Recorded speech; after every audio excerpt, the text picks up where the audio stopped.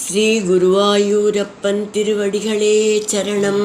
இன்னைக்கு இந்த தசகத்தோட 10வது ஸ்லோகத்தை பார்க்கலாம். முதல்ல வார்த்தைகளை பிரித்து சொல்லலாம், பிறகு ஒவ்வொரு வரியும் சேர்த்து சொல்லலாம். தாத்தோ ஜீவன கிருன்று பாலக குலம் த்ரிசப்த கிருத்வோ ஜயன். தாத்தோ ஜீவன கிருன்று பாலககுலம் த்ரிசப்தக்ருத்வோ ஜயன். சந்தர்ப்யாத சமந்த பஞ்சகமஹா ரக்தஹ்ரதௌகே பித்ரூன். சந்தர்ப்யாத சமந்த பஞ்சகமஹா ரக்தஹ்ருதௌகே பித்ருன். யக்ஞேஷ்மாமபி காஷ்யபாதிஷு திஷன் சால்வேன யுத்யன் புனக. யக்ஞேஷ்மாமபி காஷ்யபாதிஷு திசன் சால்வேன யுத்யன் புனக. கிருஷ்ணோ மும் நிகனிஷ்யதீதி சமிதோ யுத்தாத் குமாரைர்பவான். கிருஷ்ணோ மும் நிகனிஷ்யதீதி சமிதோ யுத்தாத் குமாரைர்பவான். தாத்தோ ஜீவன கிருன்று பாலக குலம் த்ரிசப்த கிருத்வோ ஜயன். சந்தர்ப்யாத சமந்த பஞ்சகமஹா ரக்தஹ்ரதௌகே பித்ரூன். தாத்தோ ஜீவன கிருன்று பாலககுலம் த்ரிசப்தக்ருத்வோ ஜயன். சந்தர்ப்யாத சமந்த பஞ்சகமஹா ரக்தஹ்ருதௌகே பித்ருன். யக்ஞேஷ்மாமபி காஷ்யபாதிஷு திஷன் சால்வேன யுத்யன் புனக. கிருஷ்ணோ மும் நிகனிஷ்யதீதி சமிதோ யுத்தாத் குமாரைர்பவான். யக்ஞேஷ்மாமபி காஷ்யபாதிஷு திஷன் சால்வேன யுத்யன் புனக. கிருஷ்ணோ மும் நிகனிஷ்யதீதி சமிதோ யுத்தாத் குமாரைர்பவான்.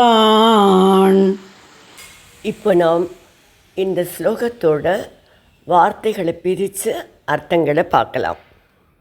பவான், நீங்கள் தாத்த உஜ்ஜீவன கிருத்து, தந்தையை உயிர்ப்பித்து, நிருபாலக குலம், அரச குலத்தை, த்ரிசப்த கிருத்வக ஜயன், 21 முறை வென்று, அத்த சமந்த பஞ்சக, பிறகு சமந்த பஞ்சகம் என்ற மகாரக்தஹ்ரத ஓகே, பெரும் இரத்த வெள்ளம் நிறைந்த ஏரியில், பித்ரூன் சந்தர்ப்பிய, மூதாதையர்களுக்கு தர்ப்பணம் செய்து, க்ஷமாமபி, நீங்கள் வென்ற பூமியையும், யக்ஞே, யாகத்தில், காஷ்யப ஆதிஷு திசன், காஷ்யபர் முதலானோர்க்கு அளித்து, புனக சால்வேன யுத்யன், மீண்டும் சால்வ மன்னனுடன் போரிட்டு,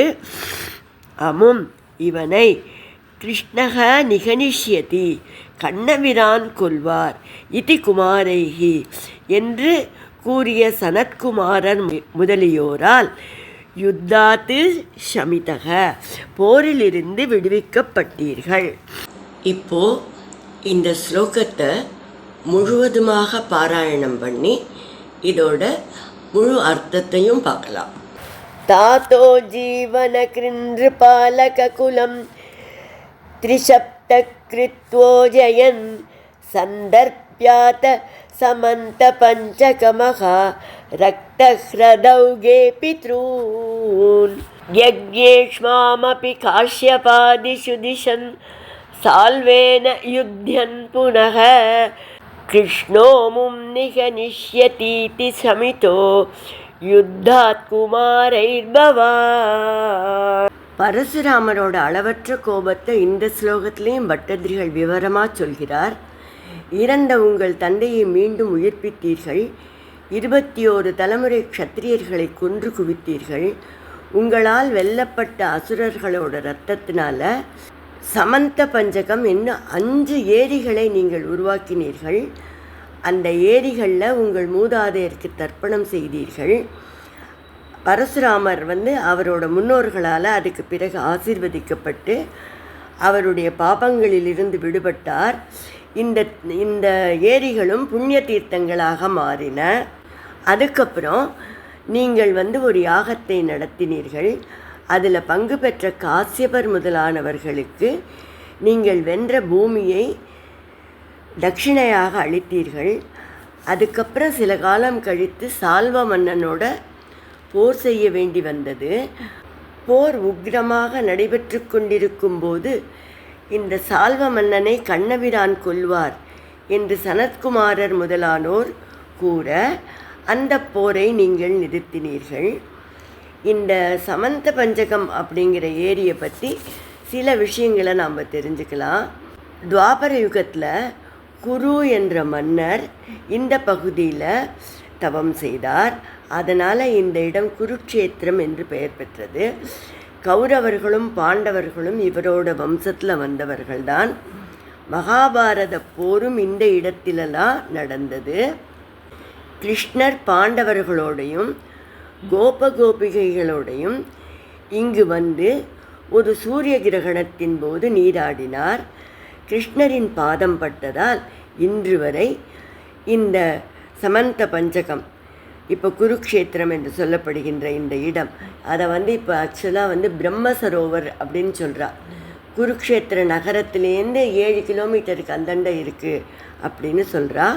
அந்த பிரம்ம சரோவர் அப்படிங்கிறது இன்னி வரைக்கும் ஒரு புண்ணிய தீர்த்தமாக போற்றப்பட்டு வருகிறது.